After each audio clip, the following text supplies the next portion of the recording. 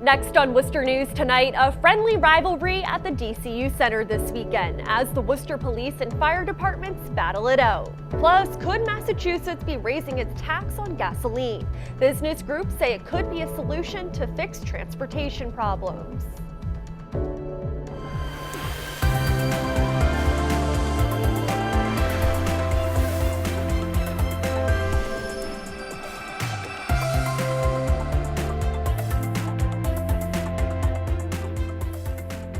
Good evening and thanks for joining us. I'm Olivia Lemon. The Worcester Police and Fire Departments will take their rivalry to the ice this weekend in the annual Guns and Hoses game. This year's game goes beyond just hockey. December marks 20 years since 6 Worcester firefighters tragically lost their lives, and the teams will honor those fallen heroes. Our Cam Jandro has the story. Worcester Fire Lieutenant Chris Bishop will be in a different uniform Saturday. He and the department's team will play the Worcester Police Department in the annual Guns and Hoses game. We know it's for fun, we know it's to raise money, but if you dress up and put the hockey pads on, you're a competitor and you want to win. So. The friendly rivalry will take place the same night the Railers host Worcester 6 Tribute Night. Next month will be the 20-year anniversary of the cold storage warehouse fire, which claimed the lives of 6 Worcester firefighters. Railers President Mike Myers remembers it well. The impact of realizing that we lost 6 firefighters and going through the whole week while the building was still burning. Wearing the Worcester 6 jersey the Sharks wore for the 10-year anniversary, Myers says they're expecting a large crowd to show their support Saturday. This is always an exciting night for us to be able to say thank you to our first responders and for our fans to really get behind the team and a great cause.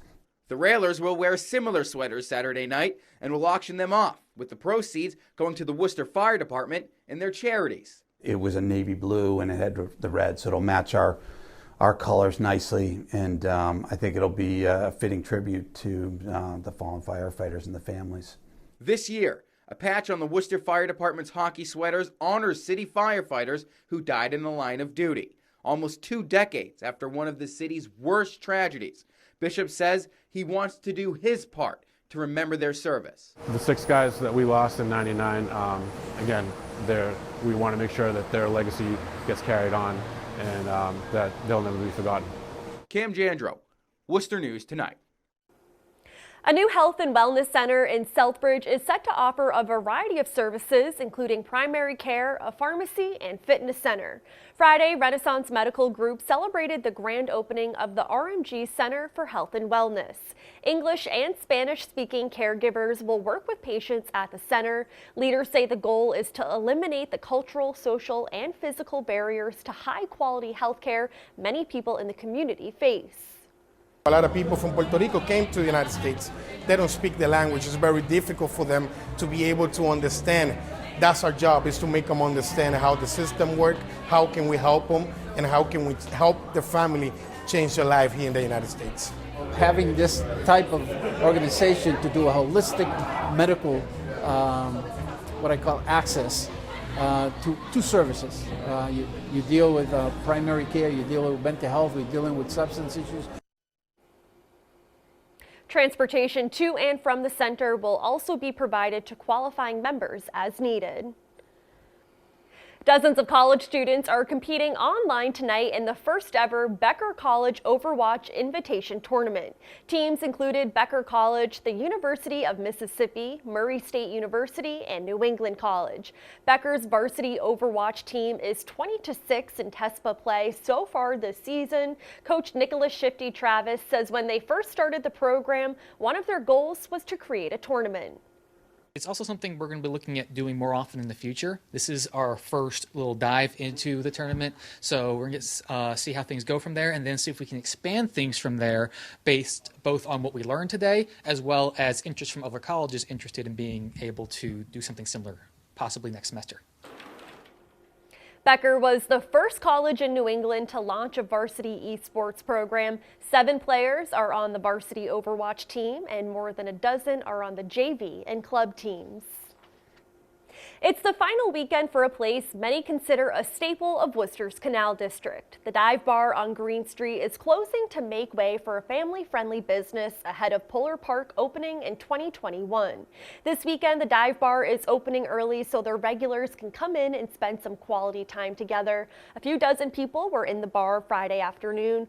Longtime bartenders Ricky Nelson and Sophia Ferrer shared stories about what they'd miss most about the dive. There have been lots of dancing on the bar, and old women come in and say that they danced on the bar when they were 21. So it's been interesting hearing all those stories. Some tears shed, a lot of beers drank. But yeah, just hearing people's stories about, meeting their wives and girlfriends and all that stuff's happened here. So it's kind of crazy.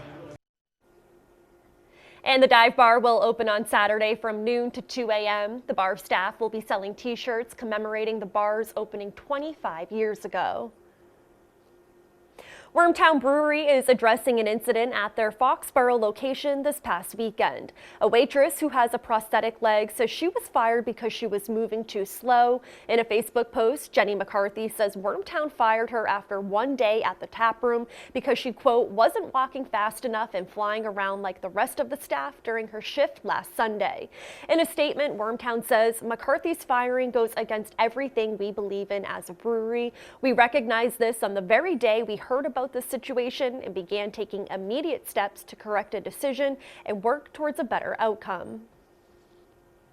Massachusetts lawmakers are considering the idea of an increase on gasoline taxes. Leaders say it's part of an effort to address traffic concerns in the state, but some gas station owners are worried how it will affect their business. Our Chandler Walsh explains. Many drivers can be sensitive to changes in gas prices. We have many other bills, and on top of that, with small children, with activities, and even traveling to do things on the weekend, it definitely affects us. Prices could rise significantly with the possibility of a state tax increase on gas. We want to incentivize folks to get on to public transportation and not congest our roads. The Worcester Regional Chamber of Commerce is part of the Massachusetts Business Coalition on Transportation. The group is making suggestions to the state and says raising the tax could be a way to fix transportation issues. We have decaying bridges, roads, upgraded rail needs, we have subway needs, we have RTA needs. Local gas stations are concerned how this would impact their business. Business slow down on gas, we do repairs, for example, here, they're going to slow down on repairs too. It's a really terrible idea. They're going to put a lot of dents to a lot of businesses in Mass, revenue cut.